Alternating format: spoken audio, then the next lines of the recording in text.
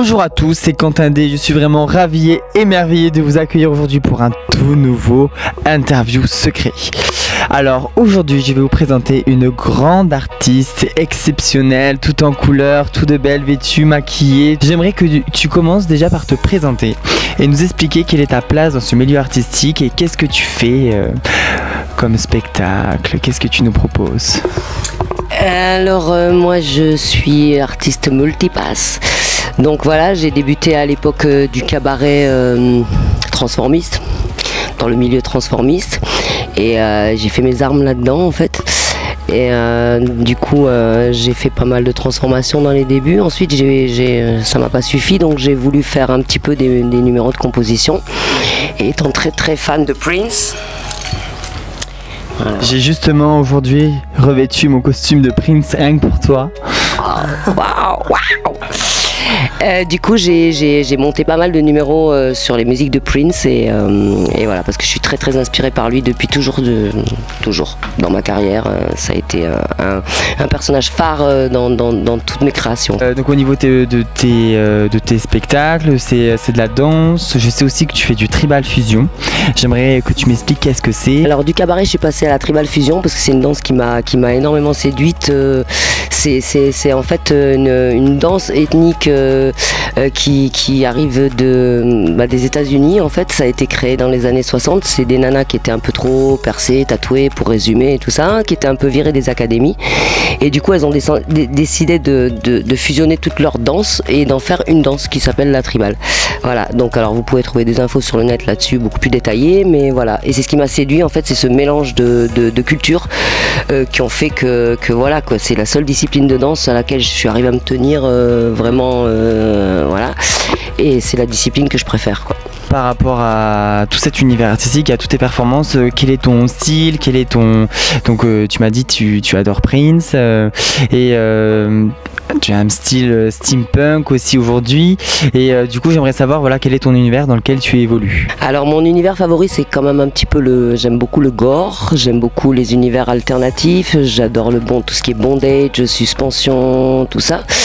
Voilà, donc j'essaye d'axer un peu mes numéros là-dessus. Maintenant, je suis quand même vachement accro à la tribal fusion, ce qui fait que ça fait deux entités qui sont complètement opposées et c'est pour ça qu'en fait, d'où mon nom multipasse, parce que j'arrive à m'adapter dans des choses très douces et également dans des trucs hyper gore, parce que j'aime ça aussi et voilà. Ça fait maintenant de nombreuses années que tu fais ce métier et 38 ans, voilà, je ne voulais pas le dire, je ne savais pas, donc oui, effectivement, ça fait longtemps. Et par rapport à toute ton expérience, est-ce que tu retiens un souvenir ou une expérience qui t'a vraiment marqué? Quand j'ai commencé en fait dans le cabaret transformiste, je travaillais principalement avec des créatures et j'étais une des seules nanas à bosser dans ce milieu-là. Et en fait, je me souviens d'une des toutes premières prestas que j'ai faites en fait, où en fait les créatures m'avaient planqué mon string et mes dessous pour me foutre les boules pour pas que j'arrive à faire mon numéro quoi. Et c'était une espèce de bizutage. Bon, sur le coup j'étais super énervée, mais à la fin en fait avec le recul c'est quelque chose de super drôle et voilà. C'est ça a noté le début de ma carrière quoi. Les aléas du spectacle, c'est très dur dans les loges si vous le saviez. Justement on est là pour vous faire découvrir l'envers du décor. Je fais donc tous ces déplacements, tous ces interviews et j'ai fait cette chaîne TV car je suis à la recherche des secrets de l'érotisme. Et donc cette question des TV est que j'aimerais savoir pour toi quel est le détail érotique. Donc ça peut être un objet, ça peut être un détail dans le physique, un comportement qui réveille en toi quelque chose d'érotique. La question tombe super bien parce que je suis amoureuse en ce moment, donc ouais. En fait, le détail de l'érotisme. Alors moi, déjà, il y a quelque chose qui me fait vraiment vibrer, c'est tout ce qui est tatouage et piercing et tout ça. Ouais. J'adore. Voilà. Et ensuite, le détail, mais vraiment ultime, en fait, c'est la peau, quoi. La peau, le contact de la peau, l'odeur de la peau, et c'est la peau, quoi. Voilà. Pour moi, c'est ça. Le contact de la peau. Ouais. On me l'avait pas dit, mais c'est vrai que les tatouages ça peut redessiner le corps, ça montre aussi la personnalité, il y a de la recherche. Aussi, oui, ça raconte l'histoire de la personne en général, quoi. Quand on fait pas des tatous pour rien, en général ça raconte l'histoire de la personne et puis c'est beau de parcourir tout ça. dans un espèce de voyage érotique. Voilà. Oh, j'adore, Bambou. Bambou, nous arrivons à la prochaine question. Oh. J'aimerais savoir, j'aime tout savoir.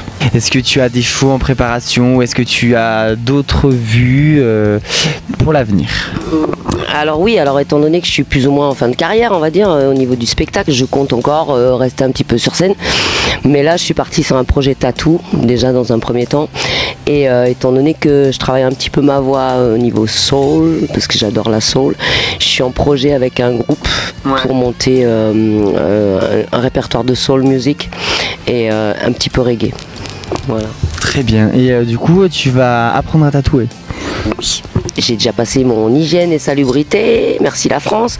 Et voilà. Et puis là, je pense que je vais acquérir bientôt ma toute nouvelle machine et puis je vais me mettre à tatouer. On s'est découvert, on a travaillé ensemble pour le musée Obscène. C'était une très belle expérience où en fait c'était un cabaret alternatif où donc il y avait de nombreux personnages différents. C'était vraiment une base de cabaret. Alors c'est quelque chose qui m'a énormément motivé ces derniers temps. C'est un des projets qui m'a le plus motivé en fait, ce cabaret Obscène, parce que je trouve qu'ici en France on manque un petit peu de shows alternatifs comme ça, un peu ouverts d'esprit. Et je trouve que tu as une très belle idée de monter ce cabaret et j'espère que si un jour ça se fait, j'en ferai partie parce que ça me tient à cœur. Bon, j'adore. Mais tu fais aussi partie intégrante du coup du musée Obscène.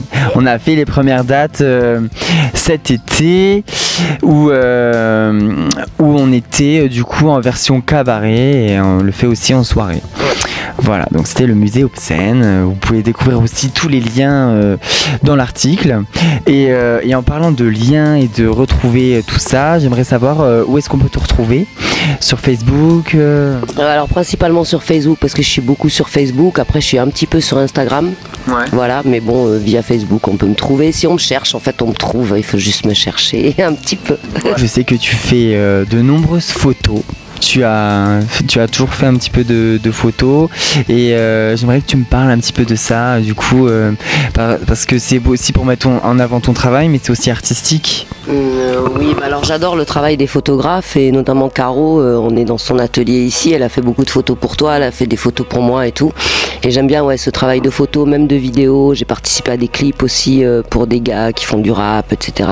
J'aime bien ce travail d'image en fait, donc ouais c'est quelque chose qui me tient à cœur. Donc même si j'ai plus entre guillemets l'âge d'être modèle, mais je pense que c'est quelque chose qui me tient à cœur, alors si ça continue tant mieux quoi. Bambou, je suis ravi d'avoir passé ce petit moment avec toi, d'avoir pu te faire découvrir sur ma chaîne DTV et j'espère à très bientôt et je te fais plein de bisous et je vous remercie à tous de continuer à regarder ces vidéos et je vous dis à très bientôt.